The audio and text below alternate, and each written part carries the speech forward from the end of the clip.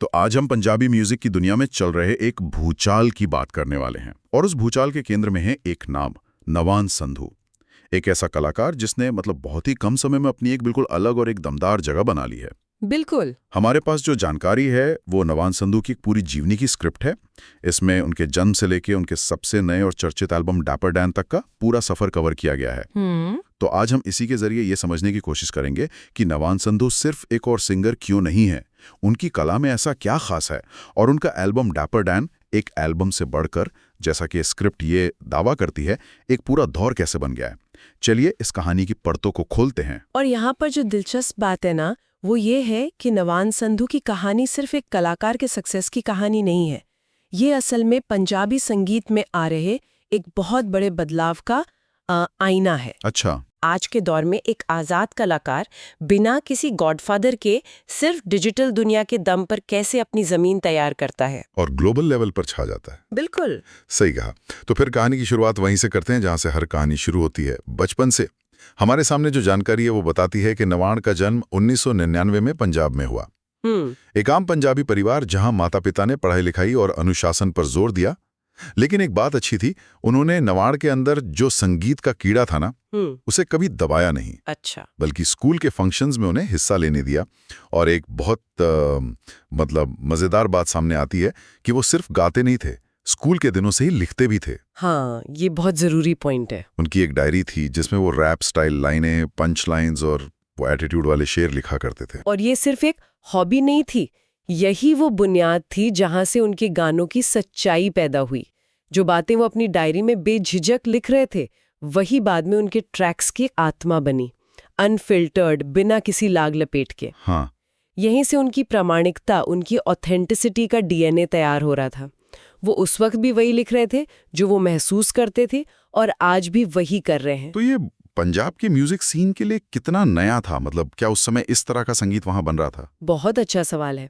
असल में उनका उभार उस समय हुआ जब पंजाब में अंडरग्राउंड रैप और हिप हॉप सीन बस पनप ही रहा था। अच्छा। जो मेन स्ट्रीम पंजाबी म्यूजिक था वो ज्यादातर भांगड़ा, पॉप या फिर रोमांटिक गानों का था। नवान की शैली इंडस्ट्री के लिए एक झटके की तरह थी।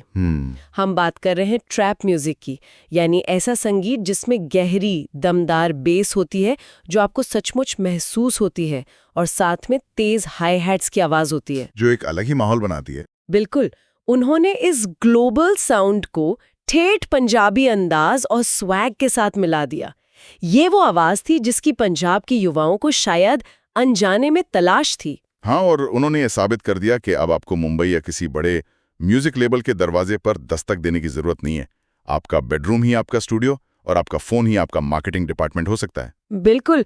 अगर हम इसे बड़ी तस्वीर से जोड़कर देखें तो उनका करियर शुरू करने का तरीका आज के कलाकारों के लिए केस स्टडी है। उन्हें पहली पहचान ऑनलाइन दर्शकों से मिली। छोटी छोटी रैप क्लिप्स, इंस्टाग्राम रील्स और खुद के लिखे हुक्स के जरिए उन्होंने लोगों का ध्यान अपनी ओर खींचा। हाँ, ये दिखाता है कि कैसे बिना किसी बड़े लेबल के सपोर्ट के, सिर्फ टैलेंट और डिजिटल प्लेटफॉर्म के सही इस्तेमाल से अपनी एक अलग पहचान बनाई जा सकती है। तो ये डिजिटल प्लेटफॉर्म्स एक लॉन्च पैड बन गए, वो भी बिना किसी बड़े लेबल के। और उस लॉन्च पैड से जो रॉकेट निकला वो थे उनके शुरुआती गाने, जैसे क्लिक्स और आउटलॉ। इन ट्रैक्स ने उस ऑनलाइन हाइप को मेन स्ट्रीम में बदल दिया है ना। हाँ बिल्कुल। उन गानों ने सिर्फ हिट्स नहीं दिए, उन्होंने एक इमेज बनाई। एक ऐसा कलाकार जिसमें एटीट्यूड है, जिसकी बातों में सड़क की सच्चाई है और जिसकी एक अलग धमक है। सही। उनकी इमेज में लग्जरी थी, लेकिन वो मेहनत वाली लग्जरी थी। उसमें संघर्ष था, पर वो संघर्ष आज के शहरी जिंदगी का था। ये कॉम्बिनेशन युवाओं से सीधे जुड़ गया। उन्हें लगा कि ये हमारी कहानी कह रहा है, हमारे जैसा है, बस थोड़ा ज्यादा स्टाइलिश और बेबाक है। लेकिन यहाँ एक सवाल है, कई पंजाबी कलाकार ग्लोबली पॉपुलर हैं। नवान की पहुंच में ऐसा क्या अलग था जो उन्हें इस नई ट्रैप वेव का चेहरा बना गया? क्या ये सिर्फ म्यूजिक था या उनकी पूरी पर्सनालिटी का खेल था? ये सिर्फ म्यूजिक नहीं था, ये पूरा पैकेज था। स्क्रिप्ट इस बात पर जोर देती है कि उन्होंने बॉलीवुड या भारी मार्केटिंग जैसे शॉर्टकट नहीं अपनाए। हाँ? उन्होंने लाइव शो किए, लोगों के बीच गए और अपनी मेहनत से एक ऑर्गेनिक फैन बेस बनाया। सही बात है। जब आप किसी कलाकार को स्टेज पर लाइव परफॉर्म करते देखते हैं तो एक अलग कनेक्शन बनता है। बिल्कुल। और उनकी ये प्रामाणिकता सिर्फ भारत तक सीमित नहीं रही, कनाडा और यूके में जो पंजाबी कम्युनिटी है वो एक ऐसे साउंड की तलाश में थी जो उनकी जड़ों से भी जुड़ा हो और मॉडर्न भी लगे। और नवान ने उन्हें वही दिया। एग्जैक्टली वो देसी हिप हॉप और पंजाबी ट्रैप की उस नई लहर की सबसे बड़ी और सबसे भरोसेमंद आवाज बन गए। और इसी ग्लोबल पहचान के टॉप पर बैठकर उन्होंने अपना सबसे बड़ा दाव खेला, एल्बम डैपर डैन। स्क्रिप्ट इसे 2024-2025 के दौर में नवान का सबसे अहम मील का पत्थर बताती है। और ये सिर्फ गानों का एक कलेक्शन नहीं है, नहीं, बिल्कुल नहीं। डैपर डैन सिर्फ एक नाम नहीं है, ये एक कॉन्सेप्ट है, एक पर्सनैलिटी और एक जीवन शैली का प्रतीक है। अच्छा। इसमें लग्जरी है, मेहनत है, क्लास है, बोल्डनेस है और सफलता है।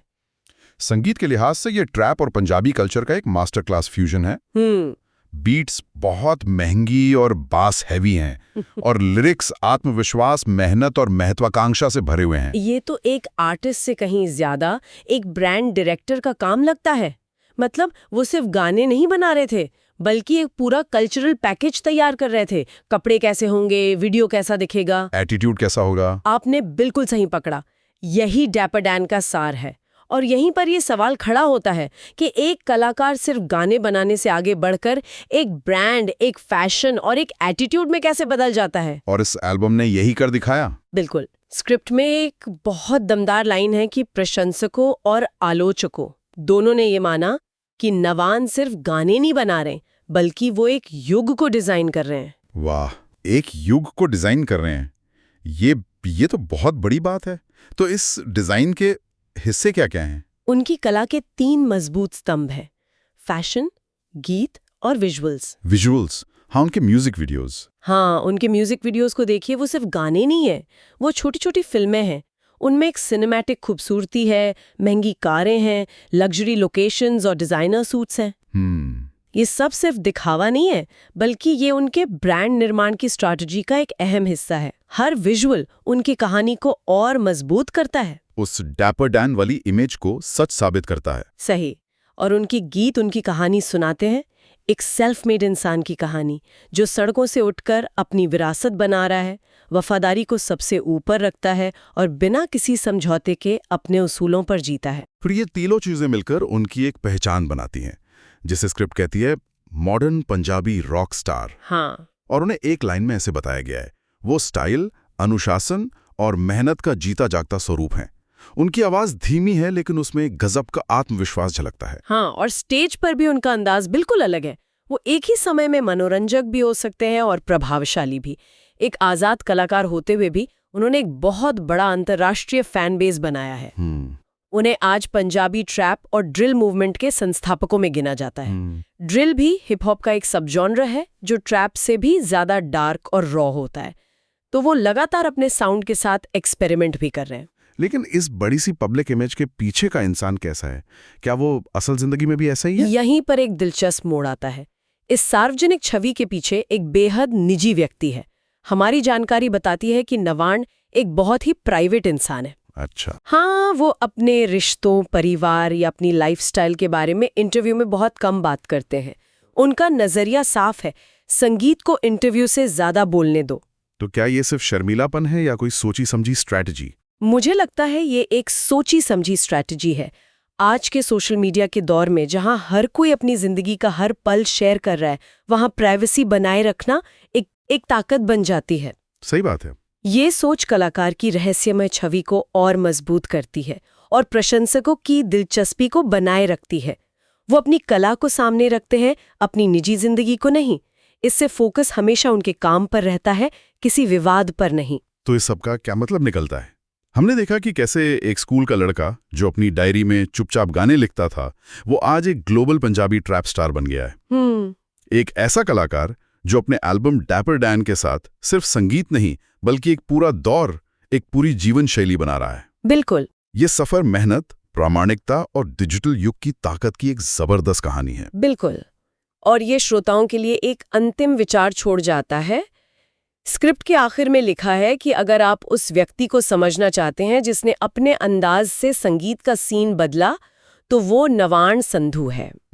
इस पर आधारित एक सवाल ये उठता है, क्या आज के इस डिजिटल दौर में कलाकार के सिर्फ गाने ही नहीं बल्कि उसकी पूरी जीवन शैली, उसका फैशन, उसका एटीट्यूड, सब कुछ एक प्रोडक्ट बनता जा रहा है, जहाँ हर रील, हर पोस्ट, हर पब्लिक अपीयरेंस उस ब्रांड को मजबूत करने के लिए है। ये कला और व्यवसाय के बीच की रेखा को कैसे धुंधला करता है और संगीत के भविष्य के लिए इसके क्या मायने हो सकते हैं? ये एक ऐसा सवाल है जिस पर सोचना जरूरी है।